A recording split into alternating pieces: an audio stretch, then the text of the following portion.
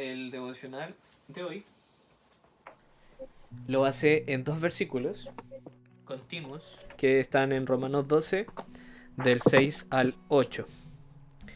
Y dice así: tenemos dones diferentes según la gracia que se nos ha dado. Si el don de alguien es el don de profecía, que lo use en proporción con su fe. Si es el de presentar un servicio, que lo preste. Si es el de enseñar, que enseñe. Si es el de animar a otros, que los anime. Y si es el de socorrer a los necesitados, que dé con generosidad. Si es el de dirigir, que dirija con esmero.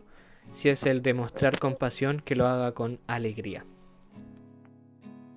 Me gusta siempre hacer un poquito de contexto.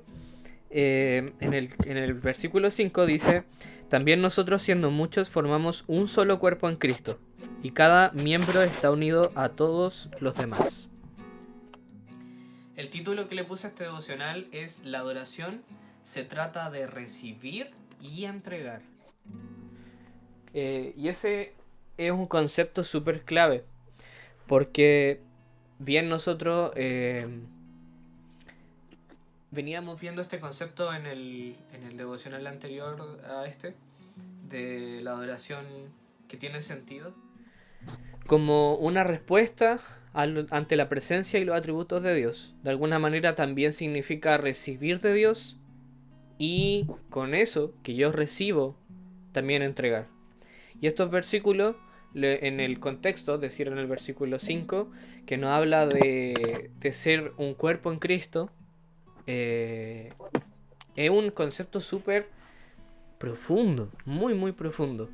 El hecho de ser un cuerpo, yo creo que todos han escuchado la frase de somos manos, otros somos pies, otros somos cabeza, y así cada uno forma una parte específica del cuerpo que le permite dar movilidad y de alguna forma le permite dar vida. El cuerpo está vivo y se mueve haciendo todas sus funciones correctamente cuando todas las partes de él están unidos en armonía, en sincronía, y todos tienen el mismo objetivo. Por ejemplo, si la mano pensara sobre su propio bienestar, probablemente no haría muchas cosas que nosotros le pedimos que haga a la mano, o le ordenamos, o hacemos con nuestras manos, en bienestar de todo nuestro cuerpo en general. Puede ser que un día, no sé, haya que, qué sé yo, me imagino haciendo una actividad donde uno a veces se va a pasar a pinchar o algo así, pero uno tiene que hacerlo quizás por alguna responsabilidad, y la mano por sí mismo diría: oye, eso me va a dañar, eso me va a doler, yo no lo voy a hacer. Y si la mano se predispusiera a no hacerlo, no podría el cuerpo, nosotros mismos no podríamos muchas veces hacer cosas porque la mano no quiere. Entonces, es un concepto ya que nos enseña a que ser parte de un cuerpo indica predisponernos a servir, pero como un cuerpo, como uno. Es decir, acatar muchas veces el objetivo en común, predisponernos cuando se nos necesite. Entonces, súper interesante y profundo el hecho de que plantearnos a nosotros como un cuerpo y como un organismo vivo como tal, que está en constante comunicación con el resto del cuerpo, y que estamos todos apuntando con el 100% al objetivo en común. Eh, y en el versículo 6, en el versículo 6, Pablo parte diciendo: tenemos dones diferentes según la gracia que se nos ha dado. Y relaciona ínfimamente lo que viene siendo los dones con la gracia. Es decir, los dones según la gracia que se nos ha dado. Y en este versículo, en la palabra dones, se pronuncia en griego charisma, o también escrito de otra manera carismata, no lleva tilde, y, pero viene de la palabra raíz charis. O sea, charisma o charisma viene de la raíz charis, que significa gracia, gracia, o gracia inmerecida, o la traducción específica que tenga esa palabra, pero es charis, es la palabra para gracia, y charisma, la palabra utilizada para los dones. Es decir, comparte la palabra de los dones la misma raíz que gracia. Por lo tanto, en el escrito original en el que fue escrito esta parte de la Biblia, está tan relacionado los dones con la gracia que su misma o se escriben con la misma raíz de la palabra. Es decir, los dones son o se traducen o uno lo entiende como dones, dádiva divina, es decir, que son dados de parte de Dios, concesión espiritual, es decir, como hijos, de alguna manera se nos es concesionado o de alguna forma podríamos decir heredado espiritualmente algo, o también poseemos una facultad milagrosa.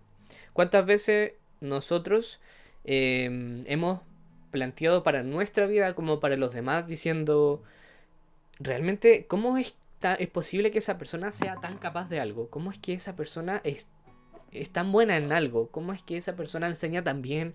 ¿Cómo es que esa persona tiene la capacidad de servir y lo hace con tanta alegría, con tanta pasión, y de dónde saca esa fuerza? Y es porque efectivamente muchas veces al hacer eso nosotros reconocemos lo que viene siendo un don, algo que fue dado, alguna facultad milagrosa que dotó Dios en la vida de esa persona a través de la gracia. Es la gracia que Dios le ha dado a esa persona y es una facultad milagrosa que nosotros reconocemos, que eso podemos decirlo con certeza, eso no es humano, eso es sobrehumano, eso una persona normal no lo tiene. Sin embargo, Dios lo ha dotado, lo ha concesionado en nuestras vidas de diversas formas, siendo muy consciente de que en este cuerpo, en este organismo al cual nosotros pertenecemos, cada cual tiene una tarea, un rol según el don que se le vaya dando. Y cabe destacar que este don que Dios nos va dando no funciona como si fuera una máquina o algo así como una fórmula matemática que se activa cuando nosotros queremos. Es un don, es algo que se activa cuando yo soy parte o soy miembro de este organismo que es la iglesia, y cuando estoy en sinergia, con el resto espiritualmente, con el resto de la iglesia, con el resto de este organismo. ¿Soy realmente de bendición para los demás? ¿Estoy contribuyendo a la edificación de la iglesia? ¿O por el contrario, estoy siendo de división para la iglesia? Con mi don, más aporto que aportillo o favorezco la división. Eso son un cuestionamiento que yo pudiese hacerme para verificar o rectificar si realmente mis dones son dones que están siendo utilizados para apoyar a la iglesia, para ser parte de este gran organismo vivo que es la iglesia. Y me llama la atención una de las cosas que a mí me gusta igual conectar con las otras ideas que hemos estado planteando en otros devocionales, como el de liderazgo. Acá hay un versículo que es el 8, casi al final, dice, si es el de dirigir, si es el de dirigir, que dirija con esmero. Si es el de mostrar compasión, que lo haga con alegría. En otras versiones, ustedes pueden encontrar la frase si es de presidir, que lo haga con solicitud. Y me llama la atención porque a veces estos términos no son términos que nosotros ocupamos en nuestra vida cotidiana. Entonces, la pregunta que uno se plantea con esto es, ok, si la Biblia nos manda a presidir con solicitud, ¿qué significa presidir con solicitud? Resulta que la solicitud es la cualidad que tiene una persona que está siendo solicitada, dispuesta a servir y satisfacer a los demás. Esa es la cualidad de la solicitud. Es decir, hay una persona que es solicitada y está dispuesta a servir y satisfacer ante esa solicitud de los demás.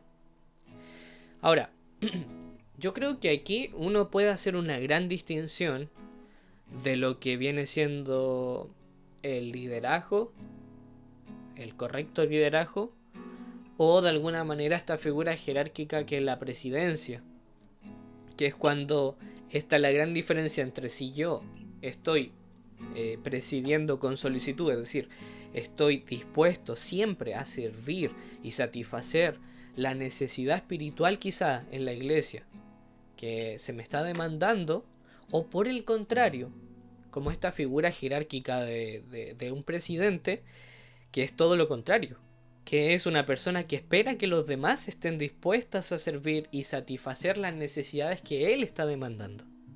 Ahí hay una gran diferencia, y que la Biblia lo está demostrando y está haciendo una separación súper importante, diciendo, la persona que vaya a liderar dentro de la iglesia debe presidir con solicitud, es decir, debe estar dispuesta siempre a servir y satisfacer a los que lo soliciten.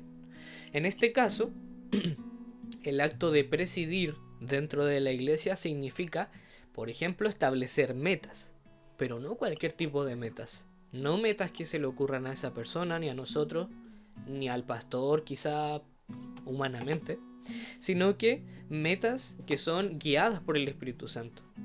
Metas que son que nacen en el corazón de Dios y que se nos transmiten a través de cómo uno puede ser guiado por el Espíritu Santo, acercándonos a su presencia, en constante oración, en la búsqueda perseverante, en oración, en la búsqueda de su palabra, para poder ser guiados por el Espíritu Santo. Y eso nos lleva a un punto de entender que presidir también tiene ese requisito súper importante. Para yo poder presidir es imposible presidir con solicitud en la vida espiritual, en el liderazgo espiritual, sin ser guiado por el Espíritu Santo, porque ese es el punto base. Voy a establecer metas, voy a presidir siendo o guiando a la gente hacia donde el Espíritu Santo me está guiando a mí, o hacia donde el Espíritu Santo quiere guiar a la gente. Entonces, un requisito súper fundamental es que nosotros nos comprometamos a ser guiados por el Espíritu Santo, y ese compromiso implica a acercarnos a la presencia de Dios en oración, en constante búsqueda de Él, con un corazón humilde, ya que es el requisito también para acercarse a Dios. Y realmente eso es la definición al final de la forma en cómo nosotros podemos adorar, entregando lo que Dios primeramente nos ha dado y respondiendo de alguna manera a lo que es Dios como una respuesta, es decir, como adoración. La manera en que nosotros podemos adorar es tomando lo que Dios nos ha dado y entregándolo como Él quiere que nosotros lo entreguemos.